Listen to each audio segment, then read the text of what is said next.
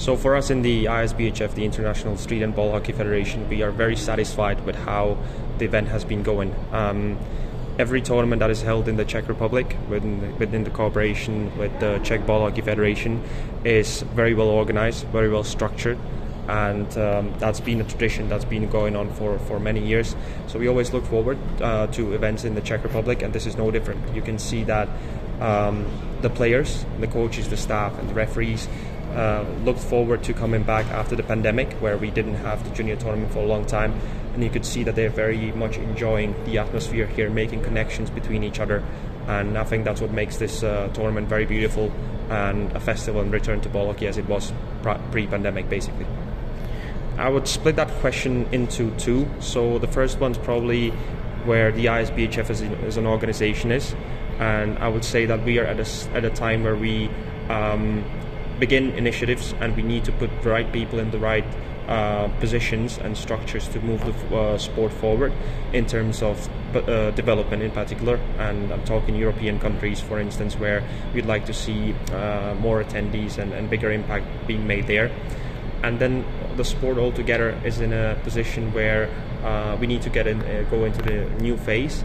And I think with everything that's been going on and with the return to the game after the pandemic, I'm convinced that we are there right at the beginning of going forward, and I think it's the right steps that are going to come.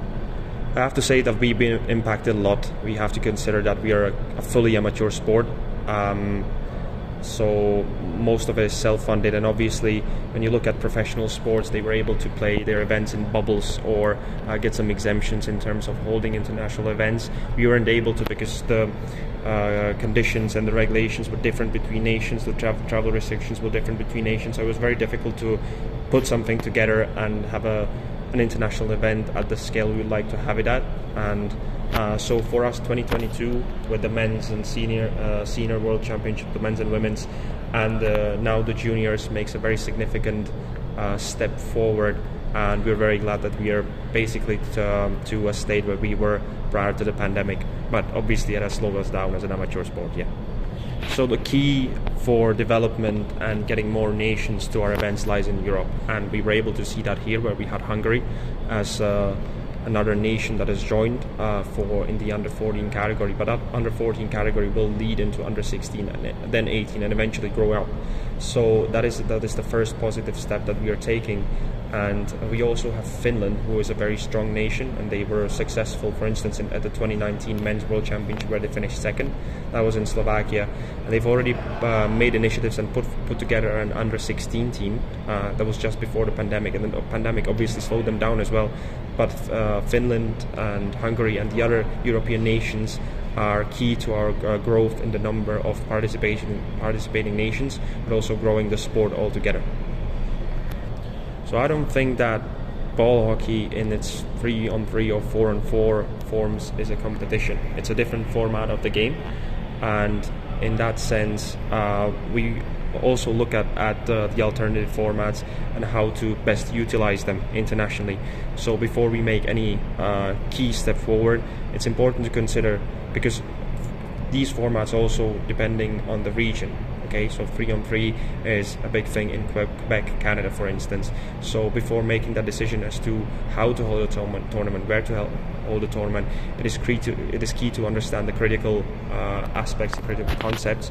Obviously we play 5-on-5 here, but that doesn't say that other formats are forbidden for us. We very much look into developing them.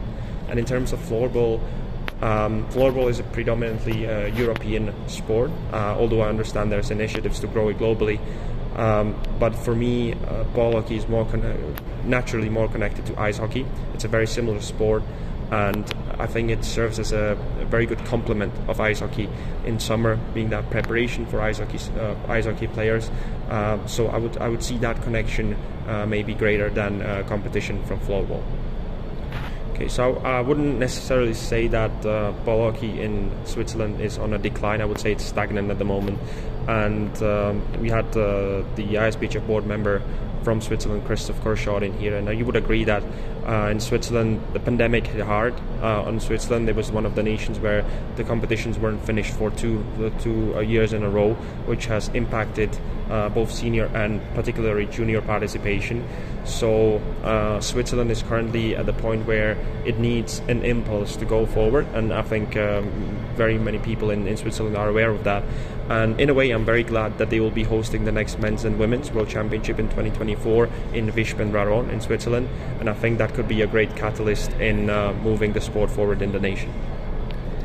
So when we talk about Sweden, I would say it's a bit more difficult. It is a very strong, it's essentially the home of floorball, and it's very difficult to tap into floorball, into ball hockey different than through the ice hockey program in those nations. But for Germany and Austria, we have an active member, even though obviously not at the level where we would want them to welcome to at the international events and have them there. But I see that there's improvements, and I see Switzerland as someone who can very much help us in these nations through similar language or the same language with, and Switzerland could be a very big help. And I think the Worlds in 2024 could be a catalyst as well to gaining momentum in Germany and Austria. So we are supporting our new nations both on a material level and the knowledge level, I would say. So for new nations, we're able to provide them with equipment from our sponsors.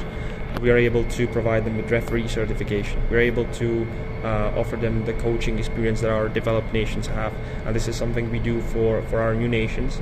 And then obviously that's it also differs between nations that are developing from scratch, they're going from scratch, or whether there is already a structure existing. So the programs adjust depending on where the situation that we're looking at.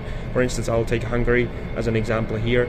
They are very much connected to the Ice Hockey Federation, but the ISBHF was able to run a practice with ISBHF coaches when they arrived here to get them really used to what the international competition is going to be about.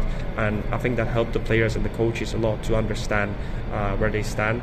So these things they are very important, and they lead to the future of our sport. Okay, so we at the Congress we had 7 members, the nations that are there physically, and then we had another 15 to 20 nations joining virtually as well. So that was quite a wide audience of people that were able to discuss and look at legislation that we proposed to move forward.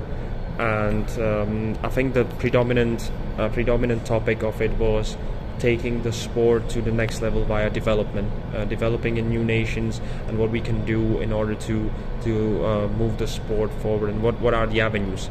And I think that was a focal talking point, and I would say, like I said in my previous answer, that we are currently at the start and the crossroad to move forward and make these things happen in particular European nations, and that should be our top focus. We actually did have one tournament in a developing nation. If you take Great Britain as a developing nation, which they certainly are, in 2016 we had the World Juniors in Sheffield, and that was a very successful event. I think the teams enjoyed it, and the challenge is that in order to organize an international event, you need the structures and you need the financial resources to host it.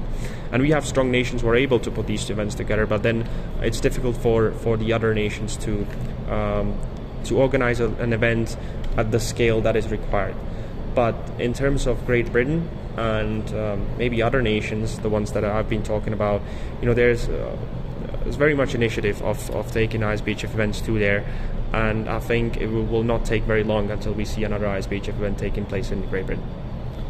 It happens, and it has to happen, because these nations have all the knowledge and have all the resources that need to be passed on to the new nations. It's not the ISBHF as such. The ISBHF is basically it's an association of members, and these strongest members have to, and they do that, lead the sport. They are the ones who determine where we are going to go. and exactly those nations can provide the coaching experience, they can provide the refereeing experience to the new nations, and they take leadership on those initiatives, and will need to take leadership on these initiatives in the coming years, because like I said, our focus is currently in Europe, and that is something that only the ISBHF cannot do on its own without the help of its key members. And like I said, that was a big talking point at the Congress, and I think we're heading in the right direction.